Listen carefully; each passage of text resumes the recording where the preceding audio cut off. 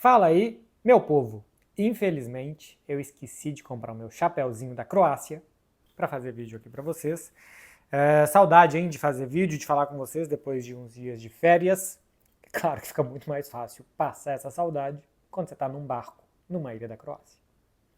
Gente, vamos lá, eu queria falar sobre a situação do Nick Williams, já está ficando bastante velho, mas ainda assim, para falar com vocês aqui sobre algo que ficou muito recorrente em redes sociais, que é se um jogador não quer ir para um clube, embora ele tenha negociado com esse clube, parece que ele é um traidor, que ele é um jogador sem caráter. Ele nunca disse que só iria para o Barcelona e que nunca mais jogaria no Atlético de Bilbao. Até chegou a ter notícia mais ou menos assim, né, que ele já teria informado que ele não ia voltar a treinar. O certo é que enquanto o jogador está negociando com um clube, tem contrato com outro, tudo pode acontecer, as decisões podem ser mudadas no meio do caminho. Quando você está alugando um apartamento, até o momento de assinar, de comprar alguma coisa, você sempre pode mudar de decisão, e foi o que fez o Nick Williams. Então, me parece muito desproporcional o hate em cima de um jogador que negociou com o Barcelona, que no final das contas decidiu não jogar no Barcelona, porque ele decidiu ficar onde ele está e está feliz e se sente feliz. Existe algo em Bilbao que é os jogadores que saem dali normalmente são muito mal vistos pela torcida. Ele não quis gerar isso no ano passado, não quis gerar isso esse ano, e parece também que um fator comum nos 2 anos é a falta de confiança do Nick Williams de que ele poderia jogar pelo Barcelona, de que ele poderia ser inscrito. Se vocês viram aqui os últimos vídeos que eu falo do Barcelona, que eu falo dessa negociação, especialmente nos vídeos que eu dou um resumo da semana do Barça, eu falei a informação que eu tinha, que o Barcelona não queria correr com o Nick Williams o mesmo risco que correu com o Dani Olmo. Problema de inscrição, de até a última hora, de ver como é que inscreveu ou não. Então o Barcelona estava esperando para ter a confirmação de La Liga, que ele está dentro da regra do 1 para 1, e uma vez que La Liga entenda que o Barcelona está dentro desses parâmetros, ele iria pagar a cláusula do Atlético de Bilbao e depois ia pagar os salários do Nico Williams, como já está acordado desde o ano passado. Então não tinha nem por que chegar a um acordo com o Nico esse ano, porque eram as mesmas bases do ano passado. Era simplesmente uma questão de timing, que o Nico esperasse o Barcelona, coisa que ele não quis fazer, e que assim ele pudesse, uma vez que o Barcelona tivesse o fair play, assinar o seu contrato. Tem uma informação que, é por isso que eu faço o vídeo hoje, muito mais do que falar do ponto de vista moral, se o Nick Williams está certo, se ele está errado, se ele é um traidor, se ele é um mercenário, se ele usou o Barcelona para renovar o contrato dele com o Atlético de Bilbao. E eu sei que o torcedor do Barcelona vai ficar muito doído, muito machucado com todas essas questões, mas muito mais do que falar como que o torcedor deve se sentir, porque esse jamais é o meu objetivo, trazer uma notícia que está em alguns meios de comunicação aqui, especialmente no esporte, porque é o que está abrindo a capa do esporte nessa terça-feira, que o Miguel Galán, que é presidente do Centro Nacional de Treinadores de Futebol, CENAF, espécie de sindicato aqui na Espanha, colocou nas suas redes sociais o que seria, segundo ele, informações que estiveram presentes numa reunião do Tebas com o Atlético de Bilbao. O Atlético de Bilbao, desconfiado da situação do Barcelona, de que poderia inscrever o Nick Williams, disse que ia ficar em cima. O Tebas teria se reunido com o presidente do Atlético de Bilbao e mostrado para o dirigente os informes preliminares do Barcelona em relação a fair play financeiro. E nesses informes preliminares não consta a operação da venda dos assentos VIP do Camp Nou, dos assentos de hospitality. Isso são 100 milhões de euros. Vocês vão se lembrar que lá no início do ano o Barcelona utilizou essa venda de camarotes VIP para inscrever o Dani Olmo e o Paul Victor. Isso foi para a justiça no final das contas, porque o dinheiro não teria chegado a tempo, o prazo seria 31 de dezembro, vocês lembram daquela história, né? O certo é que depois disso ainda teve uma repercussão, porque o Barcelona chegou a estar na regra de 1 para 1 de La Liga e depois ele saiu. E ele saiu porque o auditor que os clubes são auditados externamente, né? Quem fez a auditoria do Barcelona não reconhece contabilmente a venda desses camarotes, porque os camarotes precisam poder ser comercializados e utilizados para que eles possam entrar contabilmente nas contas do clube. E esses camarotes ainda não estão prontos. O Camp Nou está em reforma e, por enquanto, esses camarotes ainda não podem ser utilizados. Como o Barcelona está alugando para alguém usar, se essas pessoas não podem usar, esse aluguel ainda não pode ser computado. É uma coisa contábil. Esse dinheiro já está na conta do Barça. O dinheiro dos camarotes já caiu. O Barcelona tem lá essa grana no banco, na conta bancária dele. Contabilmente, a questão é se ele pode usar ou não. E os informes econômicos do Barcelona antes do fechamento da temporada não constam isso.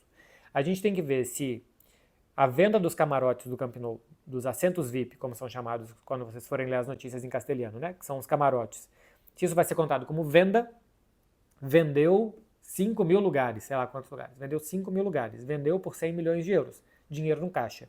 Agora, se isso é possibilidade de uso e exploração, ou seja, se o Barcelona está alugando aquilo ali por 20 anos para uma empresa, e se isso for contar como aluguel, então vai ter que ser debitado a cada ano esses 100 milhões, para fins de fair play, fins contábeis.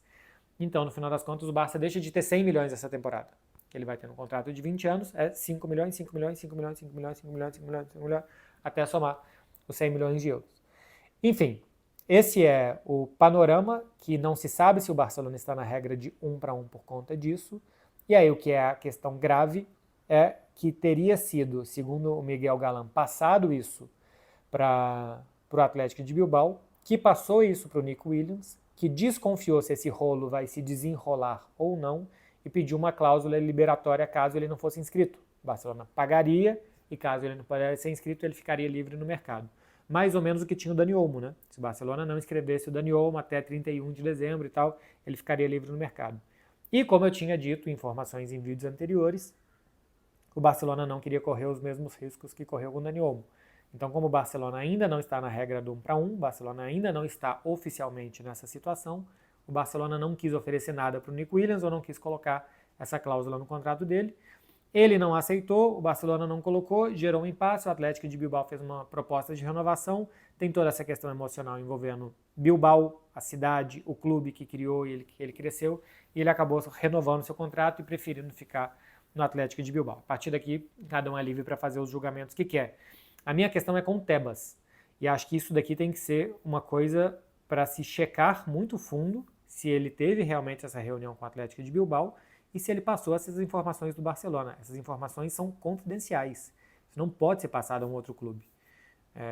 Em teoria, o Tebas nem poderia dar entrevista dizendo que o Barcelona não está dentro da regra de fair play, que ele não está no 1-1, que ele está muito perto, que ele está a caminho. Mas como é um sujeito que adora os holofotes e que adora o poder, né? Ele gosta de mostrar que ele tem poder, que ele pode, e como que ele julga, e como que ele entende, e como que as coisas vão. Pode ser que o Tebas tenha passado para o Atlético de Bilbao informações confidenciais do Barcelona, o que poderia, e eu acho que deve acarretar um problema para ele e para a La Liga caso isso tenha acontecido. Você não pode passar informações confidenciais, você não pode abrir as contas de um clube para outro clube, para que eles vejam ali, e o Atlético de Bilbao teria utilizado isso para passar para o Nico Williams como uma vantagem competitiva.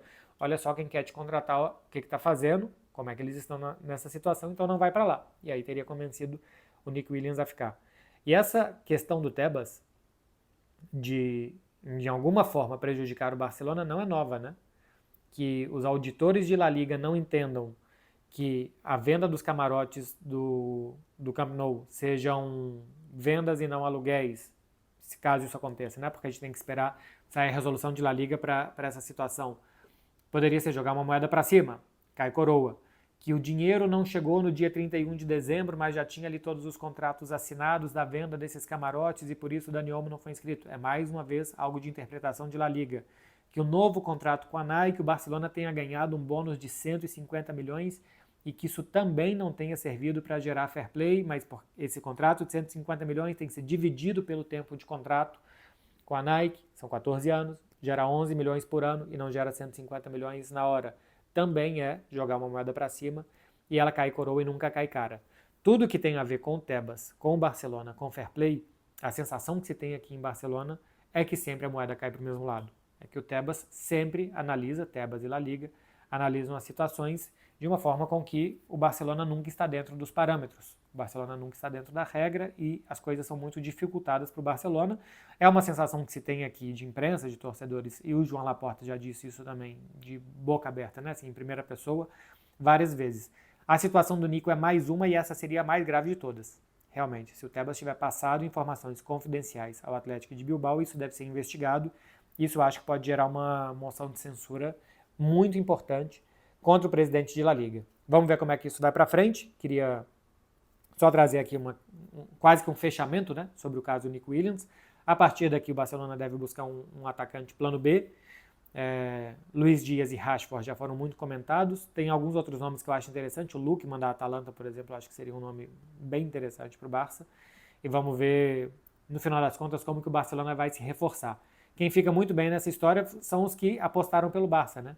Rafinha, Dani Olmo, jogadores que sempre quiseram estar, que apostaram no Barcelona, que sabiam que iam ter dificuldade, especialmente o Dani Olmo, de inscrição e que acabou ficando. Então são jogadores para a torcida valorizar ainda mais na próxima temporada.